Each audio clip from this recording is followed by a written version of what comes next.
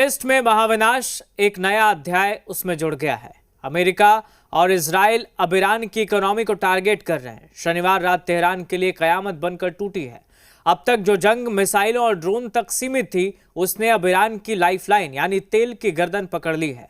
Israeli fighter jets ने Iran के तेल भंडारों पर बम बरसाए। आखिर इजराइल ने तेल को ही क्यों चुना? ईरान के पास कितना तेल है और इस प्रहार से दुनिया पर क्या असर होगा, देखिए हमारी इस रिपोर्ट में।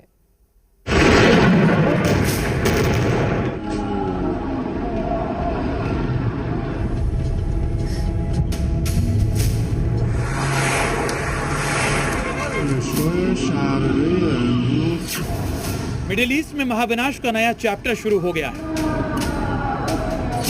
ईरान के तेल भंडार को इजराइल ने तबाह कर दिया है। इजरायली हमले में 30 फ्यूल टैंकर नष्ट हो गए। ईरान के आसमान में धधकती आग, कई किलोमीटर तक उठता धुआं। तेहरान में तबाही का वो खौफनाक मंजर है जो इजरायली फाइटर जेट्स के हमलों के बाद दिख रहा है। युद्ध के 9वें दिन मंजर बदल गया। तेहरान की रात धमाकों की गूंज से कांप उठी। इजरायली लड़ाकू विमानों ने तेहरान में मौजूद तेल डिपो को निशाना बनाया। तेल डिपो से निकलने वाली आग की लपटें कई किलोमीटर दूर से देखी गई। तेहरान के आसमान में भीषण आग और धुएं के बादल दिखाई दिए। तबाही इतनी भयानक है, आप इन 4 तस्वीरों में देखिए। 30 से ज्यादा फ्यूल टैंक और बड़े तेल डिपो मलबे के ढेर में तब्दील हो चुके हैं। यह हमला अब तक के हुए हमलों में सबसे बड़ा हमला माना जा रहा है। यह ऑयल डिपो ईरान की अर्थव्यवस्था की रीढ़ है। इजराइल ने ईरान के तेल भंडार को निशाना बनाकर उसकी इकोनॉमी पर स्ट्राइक की है। ईरान दुनिया का तीसरा सबसे बड़ा तेल भंडार वाला देश है। उसकी जो आर्थिक अस्तित्व है वो यही ब्लैक गोल्ड बताया जाता है। अब यहाँ पर हो रहे लगातार हमलों से उसकी निर्यात क्षमता कमजोर हो जाएगी। सिर्फ इतना ही नहीं है, तेहरान में लगातार जिस तरह के हमले मेन तेल रिफाइनरी पर हो रहे हैं, उससे उसकी घरेलू ईंधन आपूर्ति पर असर पड़ने वाला है। इतना ही नहीं, आईडीएफ का दावा है कि इन भंडारों के नष्ट होने से ईरानी सेना की आवाजाही और मिसाइल लॉन्चिंग क्षमता पर सीधा असर पड़ेगा, क्योंकि हमले के बाद फ्यूल सप्लाई लाइन पूरी तरह कट गई है। खबर मिली है कि 30 से 32 ऑयल टैंकरों को बर्बाद किया गया है और इसके अलावा वहां की ऑयल डिपोज को टारगेट किया जा रहा है। इनसे इजराइल और यूएस का मकसद साफ नजर आता है कि वो ईरान की हर वो सप्लाई लाइन को काट देना चाहता है जो इस युद्ध में ईरान को ऑक्सीजन देने का काम कर रही है। यानी वो जानते हैं कि फ्यूल और एनर्जी ईरान की अर्थव्यवस्था की मेन रीढ़ की हड्डी है, तो वो उसको तोड़ना चाहते हैं। इजराइल के लड़ाकू विमानों ने तेहरान के शाहरान, कुहक और करज स्थित डिपो पर बारूद बरसाया, जिसमें लगभग 30 बड़े तेल टैंक और डिपो पूरी तरह तबाह हो गए। आईडीएफ के मुताबिक इन तेल भंडारों का इस्तेमाल ईरानी सेना अपने मिसाइल लॉन्चर्स और टैंक्स को चलाने के लिए कर रही थी। सारे तेल व्यापार को हिट कर रहा है, सारे तेल व्यापार को, और जवाब में इजराइल ने भी अब ईरान के तेल व्यापार को हिट करना शुरू कर दिया है। सिलसिला कहाँ रुकेगा थोड़ा कहना जल्दी है, बट फिर भी मेरे हिसाब से हफ्ते 10 दिन में काफ़ी क्लैरिटी आ जाएगी कि किसका पेशेंस खत्म हो रहा है और मतलब कौन अभी ऑलमोस्ट गिव अप करने की कंडीशन में है।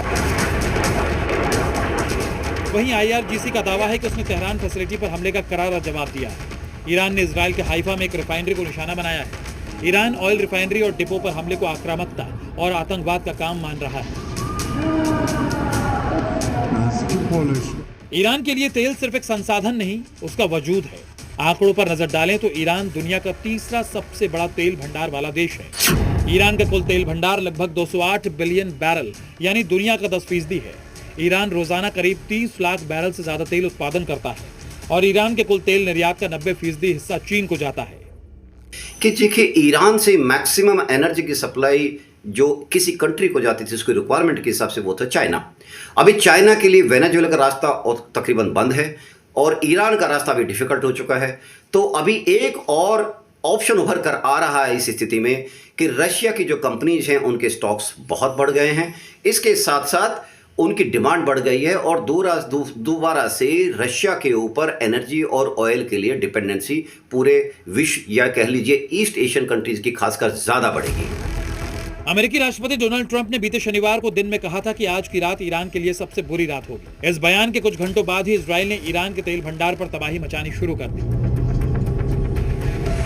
मीडिया रिपोर्ट्स की माने तो यह एक्शन वॉर के नेक्स्ट फेज का हिस्सा है, क्योंकि Israeli army chief of staff lieutenant general Eyal Zamir ने कहा था कि इजरायल अपने सैन्य अभियान के अगले चरण में एंट्री कर रहा है और इस चरण में ईरान की सरकार और उसकी सैन्य क्षमताओं को और कमजोर किया जाएगा। अब सवाल ईरान के जलते हुए टैंकों का नहीं है, बल्कि सवाल उस ग्लोबल इकोनॉमिक शॉकवेव का है जो इन धमाकों से पैदा हुई है। दरअसल ईरान दुनिया के सबसे संवेदनशील समुद्री रास्ते स्ट्रेट ऑफ हॉर्मुज के मुहाने पर बैठा है। अब इसको ऐसे समझिए कि दुनिया का जो 20% कच्चा तेल है वो यहीं से होकर गुजरता है। अब इन हमलों के जवाब में अगर इस रास्ते को ईरान ने बंद कर दिया तो पूरी दुनिया में पेट्रोल डीजल की किल्लत हो सकती है। ये अटैक सिर्फ ईरान को डराने के लिए नहीं, बल्कि उसे घुटनों पर लाने की तैयारी है।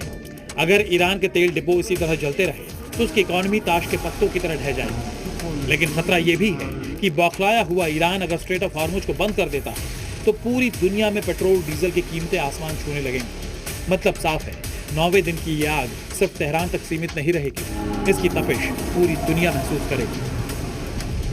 ब्यूरो रिपोर्ट, जी मीडिया।